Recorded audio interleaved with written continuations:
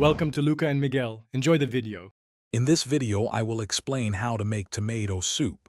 First, understand that this is a 2-star appetizer, perfect for a quick energy boost. It's a simple recipe, requiring only 2 ingredients, making it an excellent choice for new players. You'll find it restores 292 energy and can be sold for 160 star coins, offering a nice return. To begin, you'll need to gather your ingredients. The recipe calls for 1 tomato and 1 onion. Tomatoes are primarily found in Dazzle Beach, where you can purchase seeds from Goofy's stall. Onions are available in the Forest of Valor. Plant these seeds in your garden and wait for them to grow, then harvest them when ready. Once you have your tomato and onion, head to any cooking station. Place both the 1 tomato and the 1 onion into the cooking pot.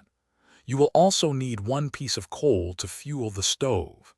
After adding the ingredients and coal, the cooking process will begin automatically, and your delicious tomato soup will be ready in moments.